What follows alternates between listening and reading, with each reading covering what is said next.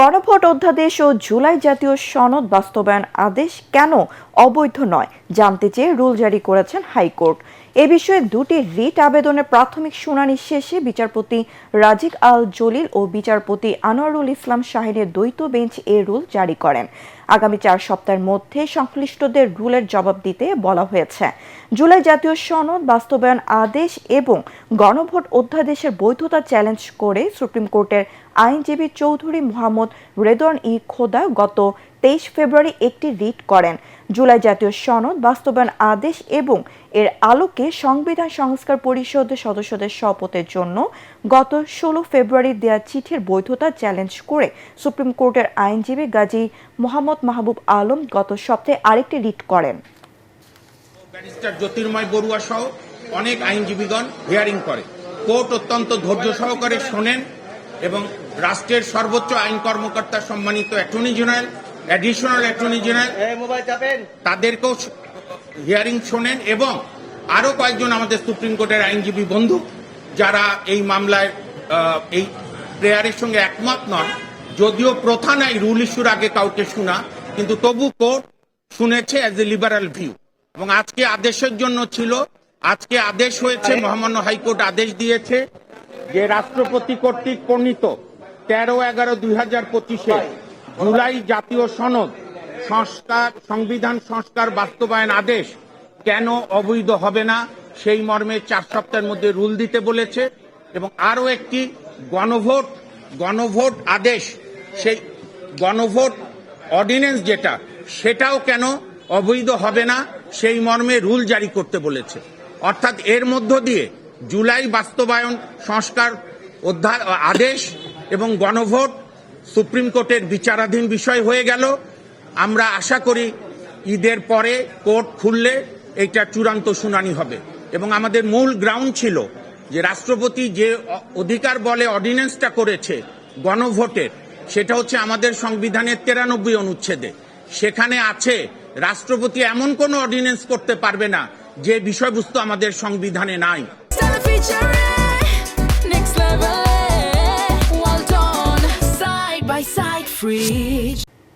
মধ্যপ্রাচ্যে যুদ্ধের আগুন আরও ভয়াবহ রূপ নিচ্ছে।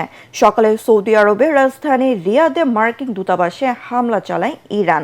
তেহরানের ক্ষেপণাস্ত্র হামলায় কেঁপে উঠছে ইসরায়েল সহ মধ্যপ্রাচ্যের সব মার্কিন ঘাঁটি। অন্যদিকে ইরান ও লেবাননে বাড়ছে হতাহতের সংখ্যা। মার্কিন প্রেসিডেন্ট ডোনাল্ড ট্রাম্প হুঁশিয়ারি দিয়ে বলেছেন যুক্তরাষ্ট্রের পূর্ণ শক্তিতে আঘাত হানা এখনও বাকি রয়েছে। অন্যদিকে ইরানের পররাষ্ট্রমন্ত্রী আব্বাস আরাগচি বলেন, আর আলোচনা নয়, যুদ্ধ চলবে। সব মিলে মধ্যপ্রাচ্য পরিস্থিতি এখন পূর্ণাঙ্গ আঞ্চলিক যুদ্ধের রূপ নেয়ার দ্বার প্রান্তে। বিস্তারিত জানাচ্ছেন আসিফুর রহমান সাগর।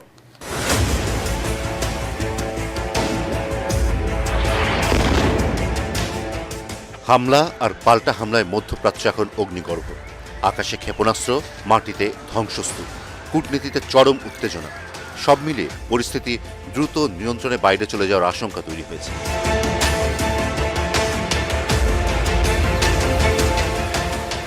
ইরানের চলমান অভিযানে অন্তত 6 মার্কিন সেনা নিহত হয়েছে বলে নিশ্চিত করেছে ইউনাইটেড স্টেটস সেন্ট্রাল কমান্ড। এই প্রাণহানি সংঘাতকে নতুন মাত্রা দিয়েছে। শনিবার যুক্তরাষ্ট্র ও ইসরায়েলের যৌথ হামলার পর থেকেই উত্তেজনা দ্রুত বাড়তে থাকে। মার্কিন প্রেসিডেন্ট ডোনাল্ড ট্রাম্প সতর্ক করে বলেছেন, যুক্তরাষ্ট্র এখনও পূর্ণ শক্তিতে আঘাত হানেনি। সবচেয়ে বড় আঘাত এখনো বাকি। প্রয়োজনে স্থলসেনা পাঠানোর বিষয়টিও বিবেচনায় রয়েছে মার্কিন সেনাবাহিনী। এর পাল্টা জবাবে ঝাঁকে ঝাঁকে ক্ষেপণাস্ত্র ছোঁড়ে ইরান। ইসরায়েল ডিফেন্স ফোর্সেস জানিয়েছে, দেশজুড়ে সাইরেন বেজে ওঠে, নাগরিকদের আশ্রয় কেন্দ্রে যেতে বলা হয় এবং আকাশ প্রতিরক্ষা ব্যবস্থা সক্রিয় রেখে ক্ষেপণাস্ত্র প্রতিহত করার চেষ্টা চলছে। তবুও আতঙ্ক ছড়িয়ে পড়ে বিভিন্ন শহরে।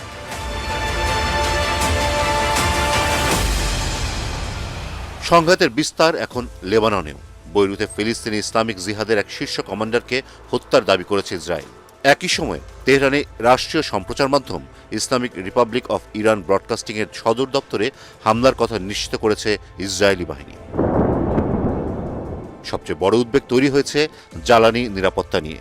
হরমুজ প্রণালীতে একটি তেলের ট্যাঙ্কারে ড্রোন হামলার দাবি করেছে ইসলামিক রেভলিউশনারি গার্ড কর্পস। বিশ্ব জ্বালানি তেলের প্রায় 1/5 এই সংকীর্ণ নৌপথ দিয়ে আসে।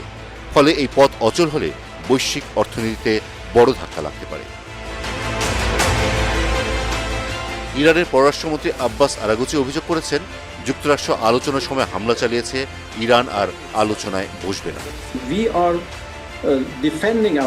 কূটনৈতিক আলোচনার মাঝেই হামলা চালিয়ে যুক্তরাষ্ট্র বিশ্বাসঘাতকতা করেছে।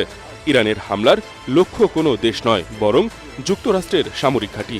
অন্যদিকে ন্যাটোর মহাসচিব মার্ক রুত্তে স্পষ্ট জানিয়েছেন, জোট হিসেবে ন্যাটো এই যুদ্ধে জড়াবে না, তবে সদস্য দেশগুলো চাইলে আলাদাভাবে সিদ্ধান্ত নিতে পারে।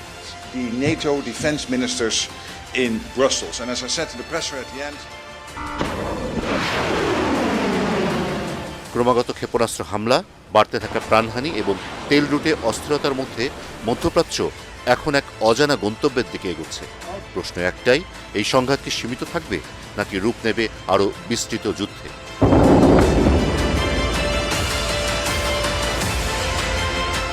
আসিফুর রহমান সাগর, ATN বাংলা।